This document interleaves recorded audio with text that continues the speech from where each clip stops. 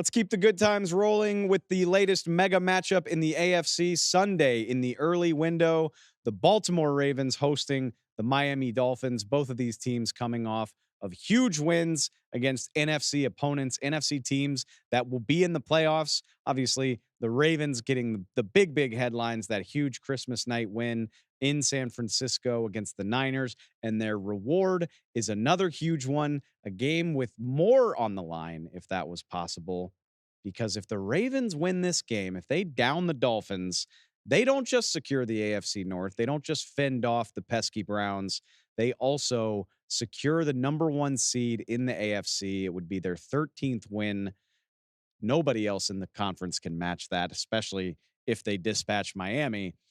And that's the fun of this time of year. The Ravens injury report right now is a mile long. There's about 15 guys dealing with various other things. Nobody is healthy this time of year in the NFL, like we said.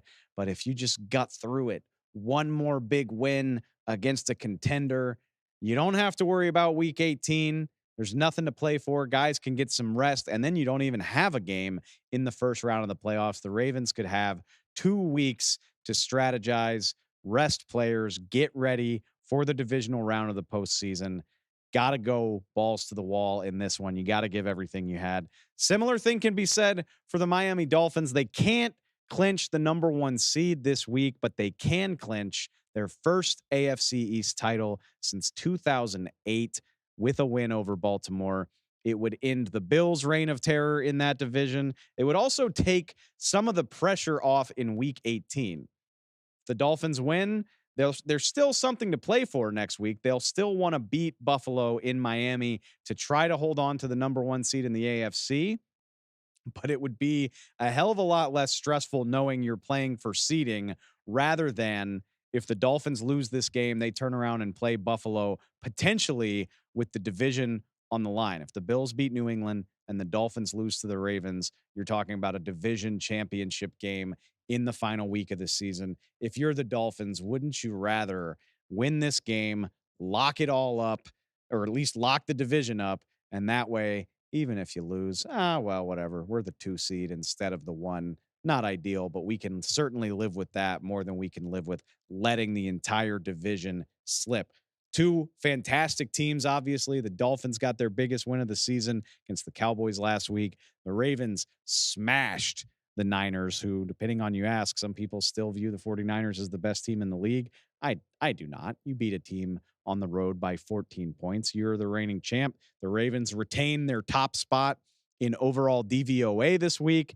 They do everything better than everyone. That's especially clear after they just beat their biggest challenger, the 49ers. The Dolphins at 4th in overall DVOA. Obviously, the offense doing a lot of that heavy lifting, the most explosive offense in the NFL, the highest scoring offense. But the defense really coming along over the last few weeks, as they showed against Dallas, holding the Cowboys to just 20 points. This has all the makings of another really fun matchup. Although, and I hope this doesn't sound like a cop-out because everybody's dealing with something at this time of year, but this really feels like a game that's going to be decided by who guts through their injuries the best, because both teams are really going through it right now. Both teams with 100 guys on the injury report. Jalen Waddle is a huge question mark for this game. He injured his ankle against Dallas. He's not practicing as of this recording. He's wearing a walking boot on that ankle, walking around the Dolphins facility. Raheem Mostert going to play, according to Dolphins head coach Mike McDaniel, but also not practicing right now.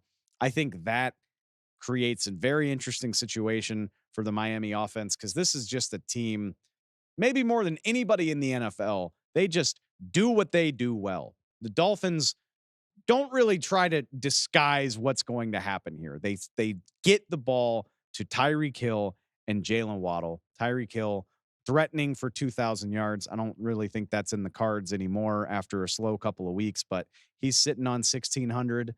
Jalen Waddle has 1,000 yards on the season.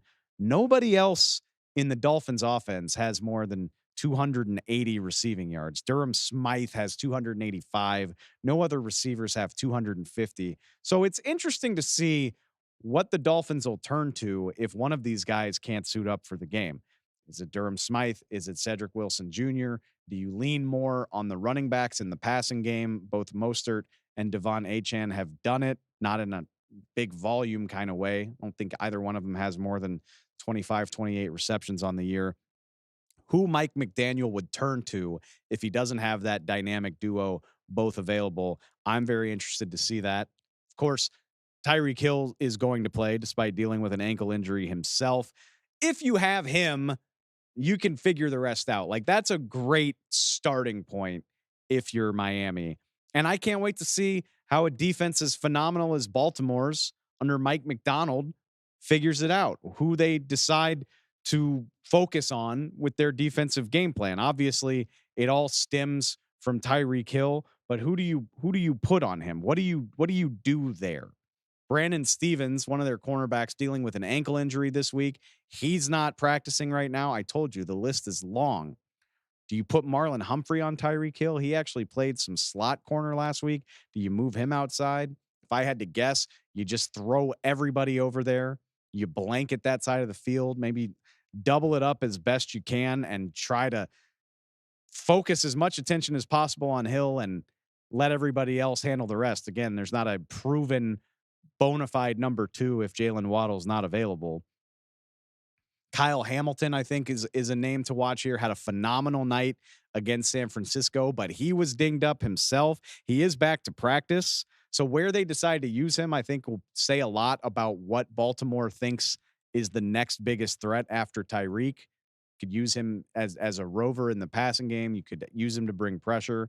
My guess is Mike McDonald will use him to do a little bit of everything.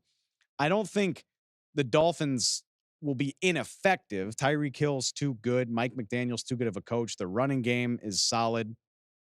But this is a situation they haven't had to deal with much this season, where we just have to find out, A, is a defense as good as Baltimore's capable of taking your fastball away, at the very least limiting Tyreek Hill? And if they do, who do the Dolphins turn to after that? On the other side of this thing, the Ravens aren't without their own issues. I already mentioned Brandon Stevens and Kyle Hamilton are dealing with injuries. Roquan Smith and Patrick Queen, the phenomenal linebackers, dealing with injuries, but they're going to play. The Ravens offense is not without issue itself. Rookie receiver Zay Flowers not practicing as of Thursday night.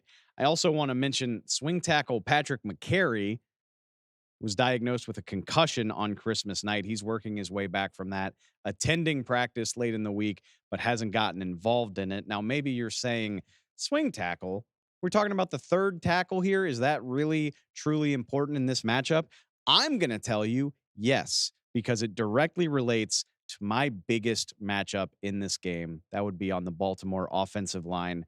Ravens left tackle Ronnie Stanley played the game of his season on Monday night against the mighty San Francisco front, against that pass rush. He posted a stat line of 0 sacks, 0 hits, 0 hurries, 0 pressures, completely stonewalled the 49ers. And that's while dealing with a knee injury that has been bothering him all season long. It's cost him several games. It's cost him some very up and down performances. Stanley had allowed 14 pressures in his 3 previous starts prior to Monday, 4 sacks allowed on the season. It's not an understatement that him playing that way was a big, big boost to Baltimore's offensive line. So what's his reward for this wonderful game? A short week and playing Bradley Chubb. Chubb lines up almost exclusively on the right side for Miami. That's opposite left tackle. He has 11 sacks on the year. He has 4.5 in his last 2 games. He beat up on the Cowboys last week. Tyron Smith sat out of that game. His backup, Chuma Edoga, was in a blender trying to deal with Bradley Chubb and the Dolphins pass rush.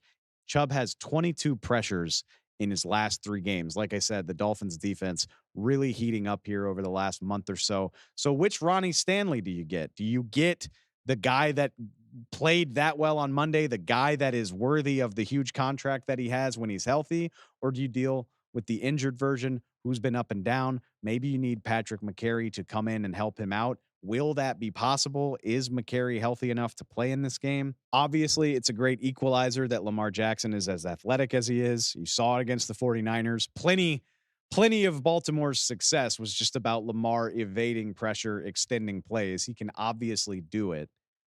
But how much pressure Vic Fangio wants to bring for Miami, how easily the Ravens let that through, and how those injuries affect it, it's all part of the chess match. They need another big game from Ronnie Stanley. Even as good as Lamar Jackson is, he's going to be limited if Bradley Chubb is bearing down on him the way he was doing to Dak Prescott a week ago. Ravens are at home.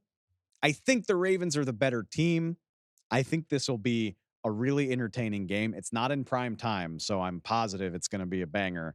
I'll take the Ravens to win and lock up the AFC's number one overall seed a week ahead of time. Although that's not a knock on the Miami Dolphins, who I think are poised to make some noise in the postseason, even if they don't get it done here.